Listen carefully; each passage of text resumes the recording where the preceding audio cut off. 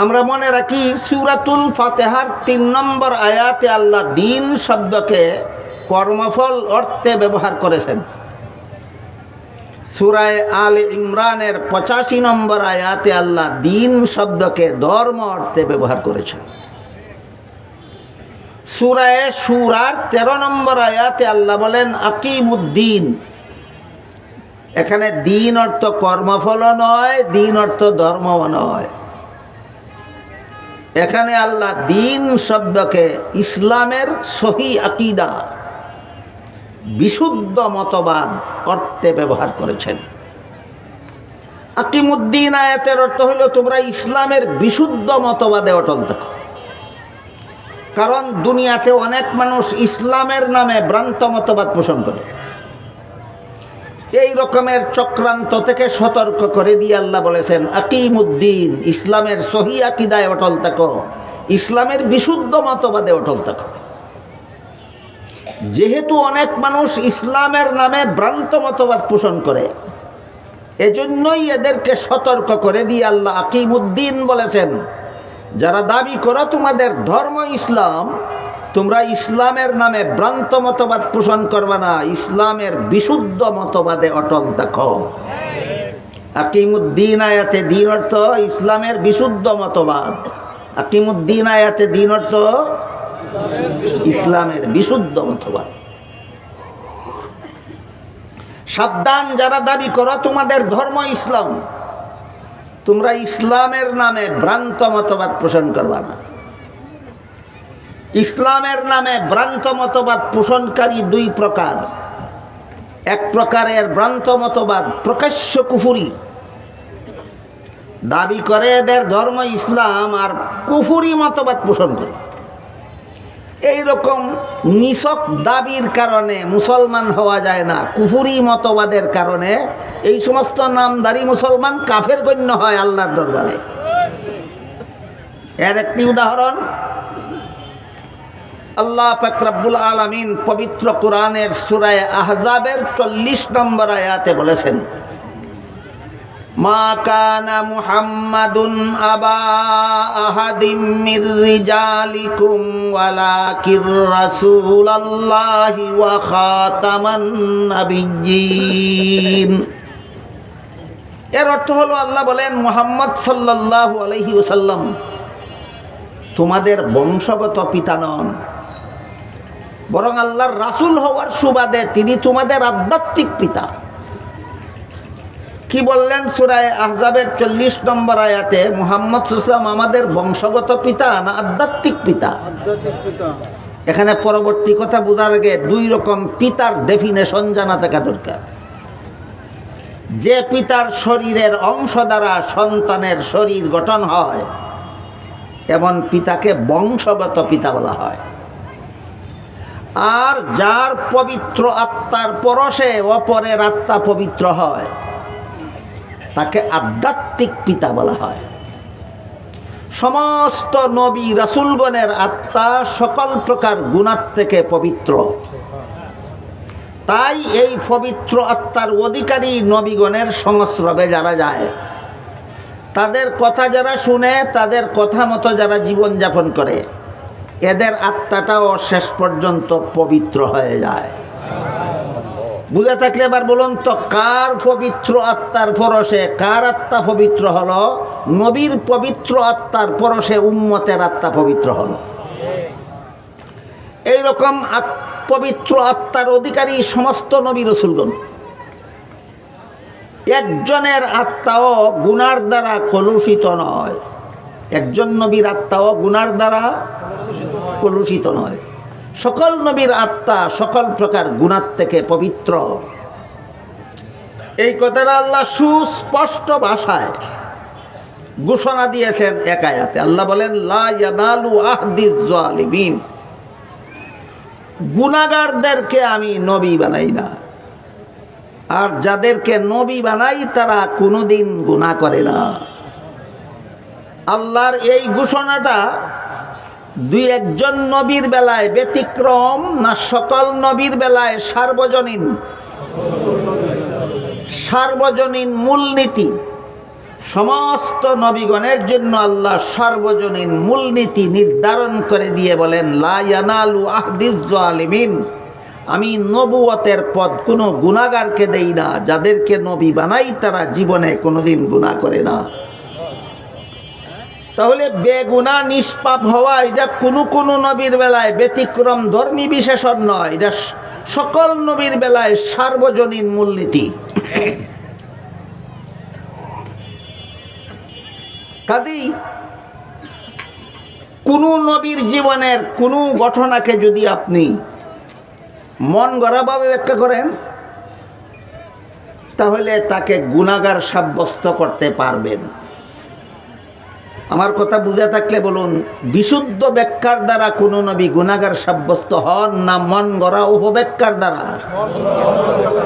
কোন নবীর জীবনের কোনো ঘটনাকে যদি আপনি মন গড়াভাবে অপব্যাখ্যা করেন তাহলে তাকে গুনাহগার সাব্যস্ত করতে পারবেন। তখন আপনার ব্যাখ্যাটা হবে আল্লাহর সামগ্রিক মূলনীতি বিরোধী। তখন আপনার ব্যাখ্যাটা হবে আল্লাহর সামগ্রিক মূলনীতি বিরোধী। এর একটা উদাহরণ, আল্লাহ আদম আলাইহিস সালামকে জান্নাতে দিয়ে বলেছিলেন, জান্নাতে যেখানে ইচ্ছা সেখানে বসবাস করুন, সব রকমের ফলমূল খান, একটি গাছের ফল খেতে নিষেধ করেছে। শেষ পর্যন্ত আদম ইবলিসের দুকায় পরে নিষিদ্ধ গাছের ফল খেয়েছিলেন। ঘটনা সবাই জানেন, কোরআনের বহু আয়াতে আছে, রাসূলের বহু হাদিসে আছে। যাদের ঘটনা জানা আছে বলুন তো, আদম কি আল্লাহর সেই নিষেধ রক্ষা করতে পেরেছিলেন না ইবলিসের দুকায় পরে লঙ্ঘন করেছিলেন? এই ঘটনাটাকে যদি আপনি মন গড়াভাবে এই ব্যাখ্যা করেন যে আল্লাহর আদেশ নিষেধ লঙ্ঘন করলেই গুনাহ হয়, আদম যেহেতু লঙ্ঘন করেছেন তাই আদম গুনাহ করেছেন, এই ব্যাখ্যা ইচ্ছা করলে আপনি করতে পারেন। এই ব্যাখ্যাটা বলুন আল্লাহর সামগ্রিক মূলনীতির পক্ষে যায় না বিরুদ্ধে যায়? প্রমাণ হয়ে গেল তোমার ব্যাখ্যা মন গড়া। কি প্রমাণ হয়ে গেল? ব্যাখ্যা তোমার মন গড়া। তাহলে বিশুদ্ধ ব্যাখ্যা কোনটা? বিশুদ্ধ ব্যাখ্যা অনেকগুলি আছে। আমি আগেই বলেছি আমার সময় খুবই কম। এই মুহূর্তে আমি রওনা দিলেও আমার বাড়ি পৌঁছতে ফজরের সময় হবে। কাজে খুব শর্টকাটে কথা বলতে হবে, খুব সংক্ষিপ্তভাবে বলার জন্য বলছি। আদমের নিষিদ্ধ গাছের ফল খাওয়ার বিভিন্ন ব্যাখ্যা আছে, বিশুদ্ধ ব্যাখ্যা, যেই ব্যাখ্যাগুলি আল্লাহর মূলনীতির বিরুদ্ধে যায় না, পক্ষে থাকে। এর মধ্যে একটা ব্যাখ্যা হলো, মানুষের জীবনের কোনো কাজে সওয়াব হয়, কোনো কাজে গুনাহ হয়, দুনিয়ার জীবনে, জান্নাতি জীবনে নয়। আমার কথা বুঝে থাকলে বলুন, মানুষের কোনো কাজে সওয়াব হয়, কোনো কাজে গুনাহ হয় কোন জীবনে? জান্নাতি জীবনের কোনো কাজে সওয়াব নাই, গুনাহ নাই। এবার বলুন, আদম নিষিদ্ধ গাছের ফল খেয়েছিলেন কোন জীবনে? এর সাথে সওয়াবেরও কোনো সম্পর্ক নাই, গুনাহেরও কোনো সম্পর্ক নেই। এই ব্যাখ্যা বিশুদ্ধ কেন? এই ব্যাখ্যা আল্লাহর মূলনীতির বিরুদ্ধে যায় না। এই ব্যাখ্যা বিশুদ্ধ কেন? এই ব্যাখ্যা আল্লাহর মূলনীতির বিরুদ্ধে যায় না। আল্লাহর মূলনীতি বজায় রেখে মুফাসসিরিনে কেরাম তাফসীরের কিতাবে এই ব্যাখ্যা লিখেছেন। 2 নম্বর বিশুদ্ধ ব্যাখ্যা, দুনিয়ার জীবনেও নিষিদ্ধতার কথা ভুলে গিয়ে আল্লাহর নিষেধ লঙ্ঘন করে ফেললে দুনিয়াতেও গুনাহ হয় না। যেমন ধরুন, রমজান মাসের দিনের বেলায় আপনি রোজাদার, আপনাকে আল্লাহ দিনের বেলায় খানাপিনা করতে আদেশ করেছেন না নিষেধ করেছেন? কিন্তু আপনি যদি রোজার কথা ভুলে গিয়ে খানাপিনা করেই ফেলেন, কারো জানা থাকলে বলুন কি পরিমাণ গুনাহ হবে? একটাও না। কেন? ভুলে। আল্লাহ কোরআনে বলেছেন আদম ভুলে গেল। তুমি ভুলে গেলে গুনাহ হয় না, তোমার বাবার বাবার বাবা 14 গোষ্ঠীর বাবা আদমে ভুলে গেলে গুনাহ হয়। তুমি নবীর জীবনী শিখছো কোথায়? তুমি কোরআন শিখেছো কার কাছে? এই হলো 2 নম্বর বিশুদ্ধ ব্যাখ্যা, যেই ব্যাখ্যা আল্লাহর মূলনীতির বিরুদ্ধে যায় না। সুতরাং এইটাও সহি ব্যাখ্যা। তাই বিশুদ্ধ মতবাদের মনীষীগণ যে সমস্ত তফসিরের কিতাব লিখেছেন, সমস্ত তফসিরের কিতাবে উল্লেখ করে দিয়েছেন, কোরআন হাদিসের কোথাও যদি কোনো নবীর নামের সাথে গুনাহ শব্দ ব্যবহৃত হয়, তাহলে এই গুনার ব্যাখ্যা আল্লাহর মূলনীতি বজায় রেখে করতে হবে। বুঝেন নাই? আল্লাহর মূলনীতি কি ছিল? সমস্ত নবী বেগুনা, সমস্ত নবী বেগুনা, সমস্ত নবী বেগুনা, এটা আল্লাহর মূলনীতি। এখন যদি কোনো নবীর নামের সাথে গুনাহ শব্দ পাওয়া যায়, আল্লাহর মূলনীতি বজায় রেখে ব্যাখ্যা করবা, তোমার ব্যাখ্যা হবে বিশুদ্ধ। আল্লাহর মূলনীতি লঙ্ঘন করে গুনাহ শব্দের ব্যাখ্যা করবা, এটা তোমার মন গড়া ব্যাখ্যা। আর রাসূল বলেছেন, যে ব্যক্তি কোরআনে মন গড়া ব্যাখ্যা করবে তার ঠিকানা জাহান্নামে। তাই মুফাসসিরিনে কেরাম লিখেছেন, কোন নবীর নামে যদি কোরআন হাদিসে গুনাহ শব্দ পাওয়া যায়, সেটা মূল অর্থে ব্যবহৃত হলে আল্লাহর মূলনীতির বিরুদ্ধে যায়, তাই মূল অর্থে ব্যবহার করা যাবে না, রূপক অর্থে ব্যবহৃত হবে। বিষয়টা আপনাদের বুঝাতে পারলাম? এবার বলুন তো, কতজন নবী গুনাহগার? একজন। তাহলে নবীগণকে গুনাহগার মনে করা, এটা কি ইসলামের বিশুদ্ধ মতবাদ? না ইসলামের নামে ভ্রান্ত মতবাদ? ইসলামের নামে ভ্রান্ত মতবাদ। এই ভ্রান্ত মতবাদের আবির্ভাব ঘটিয়েছে মানুষের সমাজে ধর্মের নামে সর্বপ্রথম খ্রিস্টানেরা। নবীগণকে গুনাহগার সাব্যস্ত করার মতো ভ্রান্ত মতবাদ ধর্মের নামে মানব সমাজে উদ্ভাবন করেছিল সর্বপ্রথম খ্রিস্টানেরা। আপনারা ধৈর্যের সাথে শুনলে আমি সেই ইতিহাসের গুড়ার কথাটা আপনাদের বলব। বাংলাদেশের মুসলমানদেরকে খ্রিস্ট ধর্মে দীক্ষিত করার জন্য দীর্ঘদিন যাবৎ খ্রিস্টানদের একটা সংস্থা বাংলাদেশে কাজ করে যাচ্ছে। সেই সংস্থাটার নাম হলো খ্রিস্টান মিশনারি বাংলাদেশ। খ্রিস্টান মিশনারি বাংলাদেশের পক্ষ থেকে অসংখ্য অগণিত বই, পুস্তক, পত্র, পত্রিকা, লিফলেট, বিজ্ঞাপন ইত্যাদি অহরহ বৃষ্টির মতো প্রকাশ করা হচ্ছে। এই সমস্ত বই পুস্তকের মধ্যে খ্রিস্টানদের লেখা একটা পুস্তকের নাম কোরআনের আলোকে বেহেশতে যাওয়ার পথ। দেখেন নামটা কিভাবে লেখছে। একজন সাধারণ মুসলমান দেখলে কল্পনাও করতে পারবে না যে এটা খ্রিস্টানদের লেখা বই। কোরআনের আলোকে বেহেশতে যাওয়ার পথ শুনলেই সাধারণ মুসলমান মনে করবে কোরআনের আলোক বুঝলে মুসলমানের আলেমরা বুঝে, আর কেউ বুঝে না।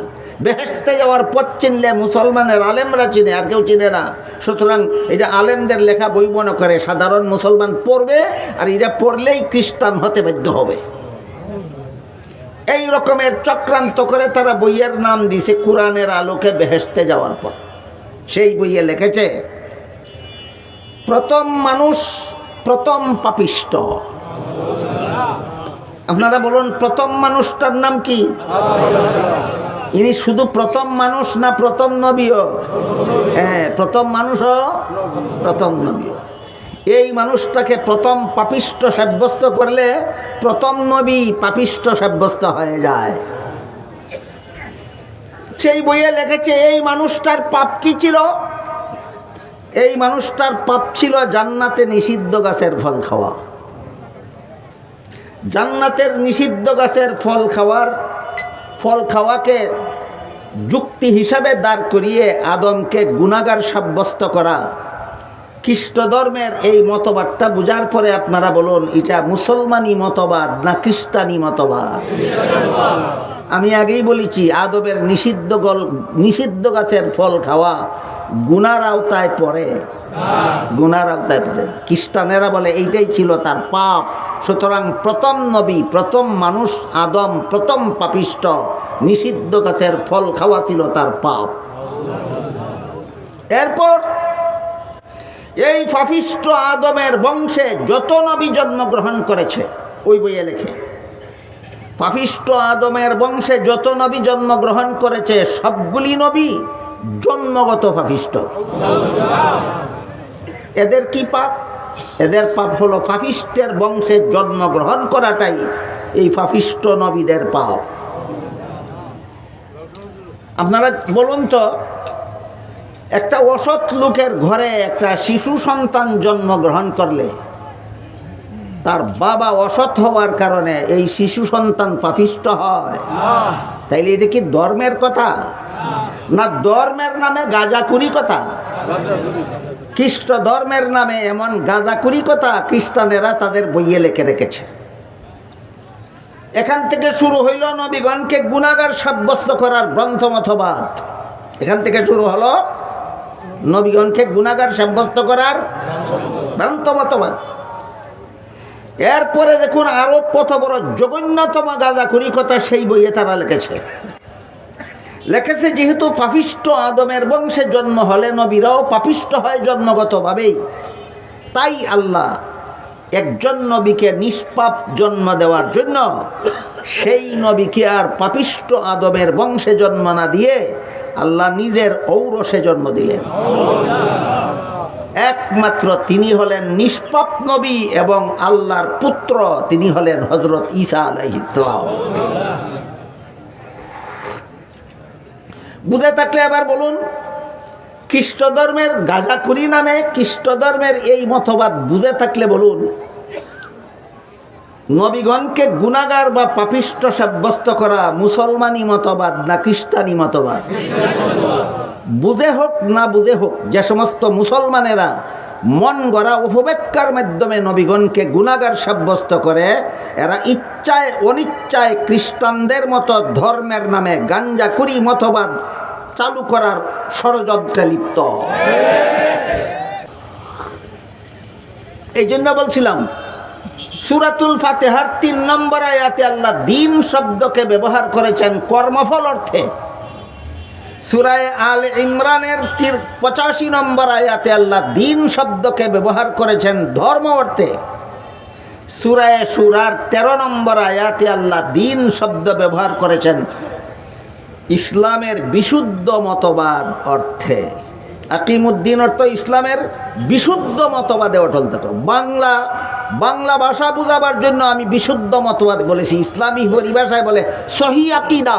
সহি আকিদা বললে অনেক অতি বাঙালিরা বুঝে না, কিছু অতি বাঙালিও আছে না?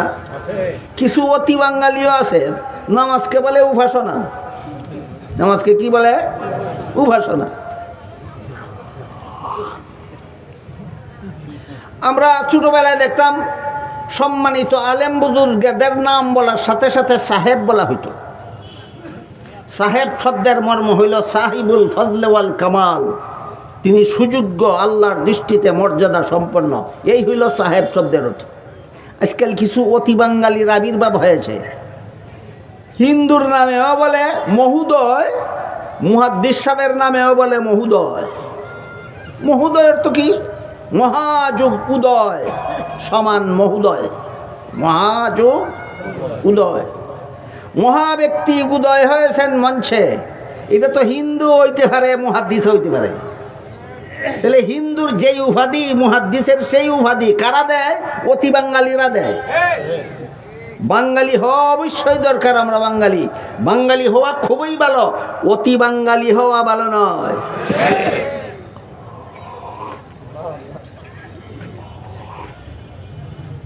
আমার কথা বুঝে থাকলে বলুন, মুহাদ্দিস মহোদয় না মুহাদ্দিস সাহেব? হযরত মাওলানা মহোদয় না হযরত মাওলানা সাহেব? সাহেব মানে আল্লাহর দৃষ্টিতে সম্মানিত, আল্লাহর দৃষ্টিতে মর্যাদাশালী।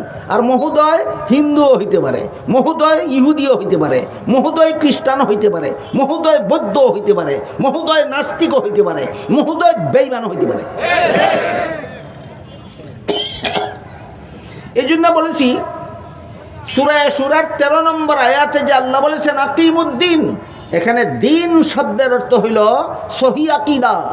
সহি আকিদা বললে অতি বাঙালিরা বুঝবে না, এই জন্য অতি বাঙালিদের জন্য বোঝার বাকি না থাকে। তাই বলেছি আকিমুদ্দিন আয়াতে যে আল্লাহ বলেছেন তোমরা ইসলামের সহি আকিদায় অটল থাকো, এর অর্থ হইল বিশুদ্ধ মতবাদে অটল থাকো।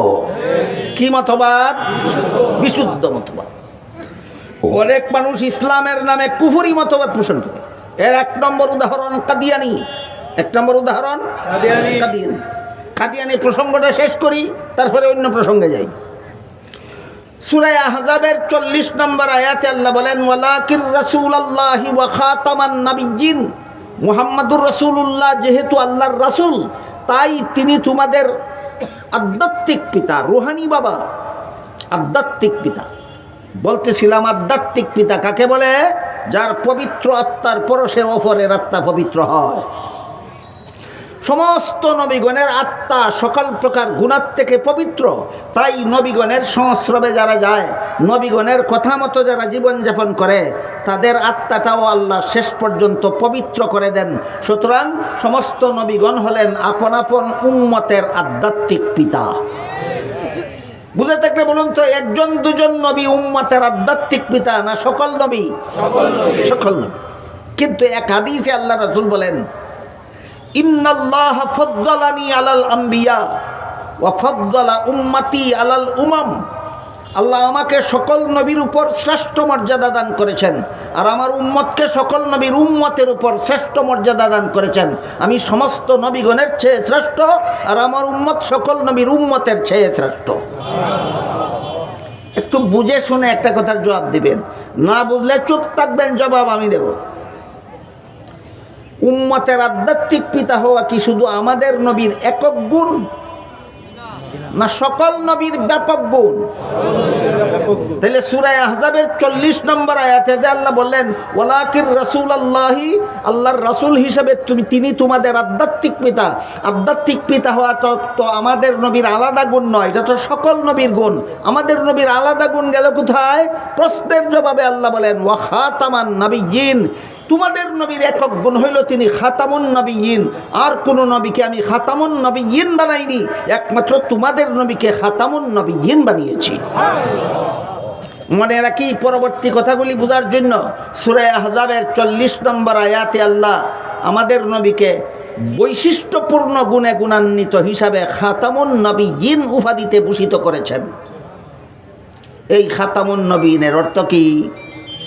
তিরমিজি শরীফের বর্ণিত হাদিসে রাসূল বলেন লা তাকুমুস সাআতু হাত্তা ইউবাসা দাজ্জালুনা কাযযাবুনা কুল্লুহুম ইয়াজআমু আন্নাহু নাবিয়্যুন ওয়া আনা খাতামুন নাবিয়্যিন লা নাবিয়্যা বাদি। এর অর্থ হলো আমার পরে কিয়ামত পর্যন্ত যদি কেউ নবী হওয়ার দাবি করে, আমার আবির্ভাবের পর থেকে কিয়ামত পর্যন্ত যদি কেউ নবী হওয়ার দাবি করে, তাহলে সে হবে মিথ্যাবাদী দাজ্জাল। কারণ বর্ণনা করে রাসূল বলেন আমার পরবর্তী কেউ নবী হওয়ার দাবি করলে সে মিথ্যাবাদী দাজ্জাল হবে। কেন? কারণ হলো আল্লাহ যে আমাকে খাতামুন নবিয়্যিন বলেছেন, এর অর্থ হলো শেষ নবী। এর অর্থ হলো শেষ নবী। সূরা আহজাবের 40 নম্বর আয়াতে আল্লাহ আমাদের নবীকে খাতামান নবিয়্যিন বলেছেন। তিরমিজি শরীফের হাদিসে রাসূল তার অর্থ বলে দিয়েছেন শেষ নবী। কাদিয়ানীরা মানে না। সূরা আহজাবের 40 নম্বর আয়াত মানে না? মানে না।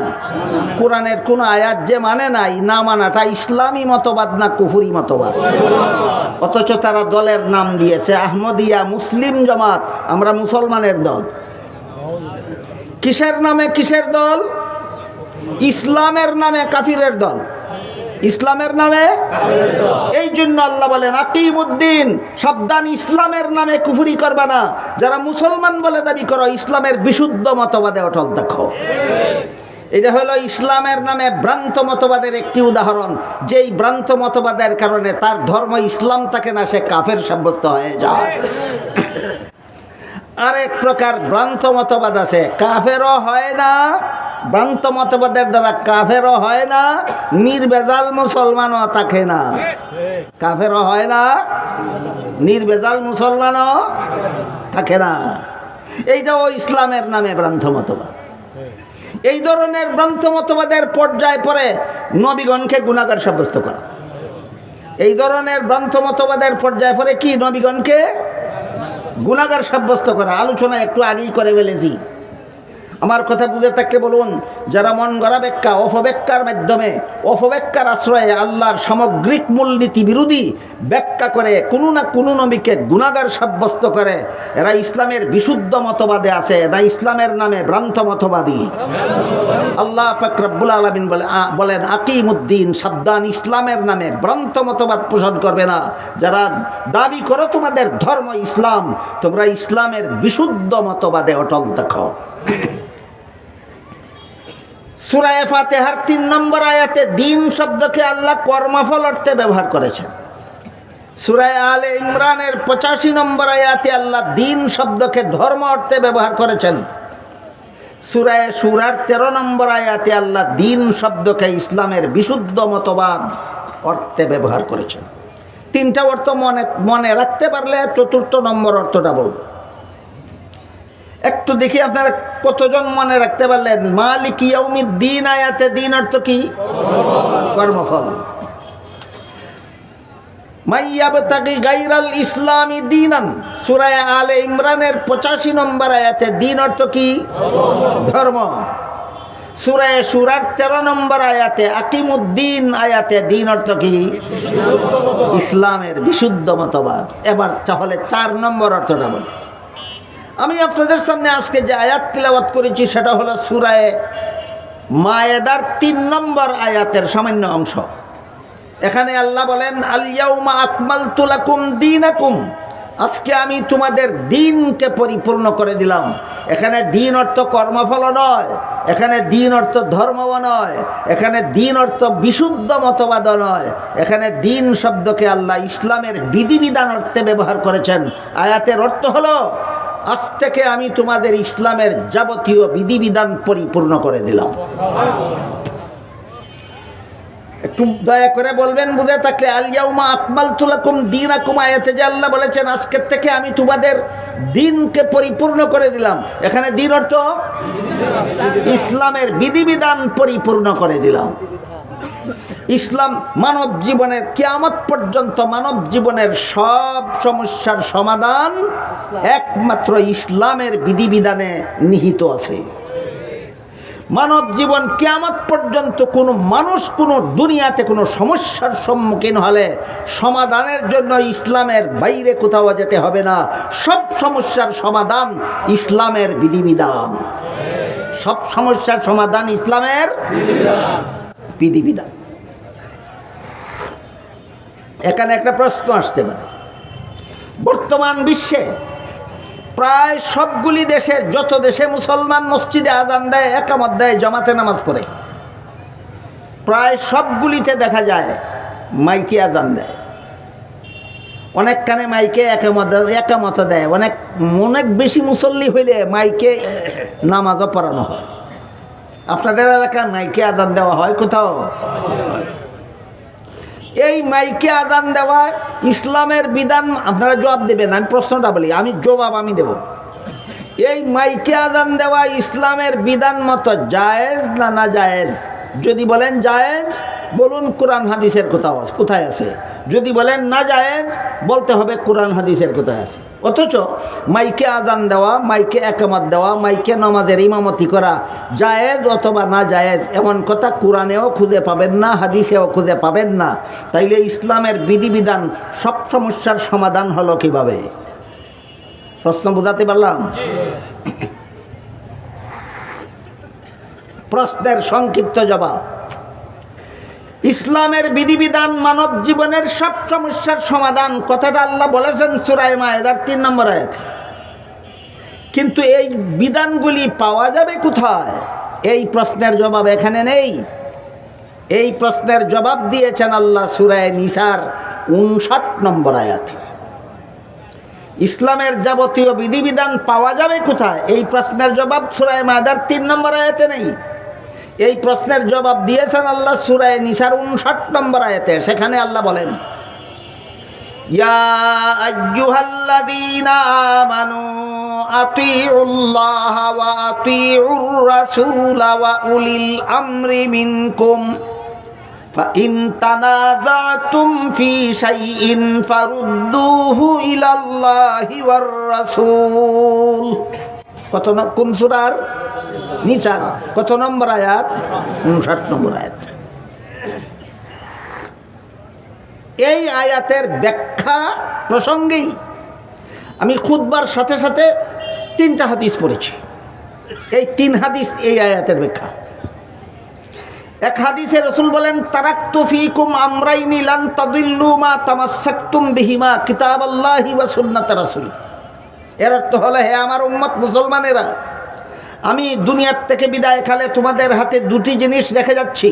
যতদিন পর্যন্ত তোমরা আমার রেখে যাওয়া 2টি জিনিস শক্তভাবে ধারণ করে থাকবে, ততদিন পর্যন্ত তোমরা পথভ্রষ্ট হবে না। আমার রেখে যাওয়া 2টি জিনিসের প্রথমটি হলো আল্লাহর কিতাব কুরআন, দ্বিতীয়টি হলো রাসূলের সুন্নাত হাদিস। 1 নম্বর আল্লাহর কুরআন, 2 নম্বর রাসূলের হাদিস। দ্বিতীয় যে হাদিসটা পড়েছি, সেই হাদিসে রাসূল বলেন, ইন্নাল্লাহা লা ইয়াজমাউ উম্মতি আও ক্বালা উম্মাতা মুহাম্মাদিন সাল্লাল্লাহু আলাইহি ওয়াসাল্লাম আলা দালালাতিন আবাদা। এর মর্ম হলো, ভবিষ্যতে তোমাদের জীবনের কোনো সমস্যার সমাধান যদি সরাসরি কোরআন হাদিসে খুঁজে না পাও, সরাসরি কোরআন হাদিসে খুঁজে না পাও, কোরআন হাদিসের আলোকে গবেষণা করে সমাধান বের করার দায়িত্ব দিয়েছেন আল্লাহ একদল মানুষের হাতে। এই দায়িত্বটা আল্লাহ দিয়েছেন সূরা নিসার 83 নম্বর আয়াতে। একদল মানুষ ওই সমস্ত বিষয়ের সমাধান কোরআন হাদিসের আলোকে খুঁজে বের করবে। যাদের হাতে দায়িত্ব দিয়েছেন তাদেরকে পরিভাষাগতভাবে একবচনে মুজতাহিদ, বহুবচনে মুজতাহিদিন বলা হয়। এদের গবেষণার নাম ইজতিহাদ। গবেষণা মন গড়াভাবে করলে হবে না, একটা মূলনীতির অধীনে করতে হবে। মূলনীতিটার নাম কিয়াস। এভাবে গবেষণা করে সমাধান বের করার নাম ইস্তেমবাত। আপনারা যারা আলেম নন, আপনাদের এই পারিভাষিক শব্দগুলি বোঝারও দরকার নাই, স্মরণ রাখারও দরকার নেই। উলামায়ে কেরামের খেদমতে সবিনয় আরজ করব, এই 4টা পারিভাষিক শব্দ স্মরণ রাখলে এই জাতীয় সব সমস্যার সমাধান বের করা সহজ হয়ে যাবে। যেসব প্রশ্নের সরাসরি সমাধান কোরআন হাদিসে খুঁজে পাওয়া যায় না, যেমন মাইকে আযান দেওয়া জায়েজ না জায়েজ, এই প্রশ্নের সরাসরি সমাধান কোরআনের কোন আয়াতে খুঁজে পাবেন না। এই প্রশ্নের সরাসরি সমাধান রাসূলের কোনো হাদিসে খুঁজে পাওয়া যাবে না। এই জাতীয় সমস্যাগুলির সমাধান গবেষণা করে বের করার জন্য আল্লাহ একদল মানুষের হাতে দায়িত্ব দিয়েছেন সূরা নিসার 83 নম্বর আয়াতে। এদের উপাধি হইল এরা মুস্তাহিদ। এদের উপাধি, এদের গবেষণার নাম, এরা মন গড়া গবেষণা করবে না, একটা নীতিমালার অধীনে, নীতিমালাটার নাম কিয়াস। এভাবে সমাধান বের করার নাম ইস্তেমবাত। এরা যদি ঐক্যবদ্ধ সমাধান বের করে, এরা যদি ঐক্যবদ্ধ সমাধান বের করে, তাহলে আল্লাহ রাসূল হাদিসে বলেছেন এটার নাম উম্মতের ইজমা, আর কোরআনে আল্লাহ বলেছেন উলুল আমর।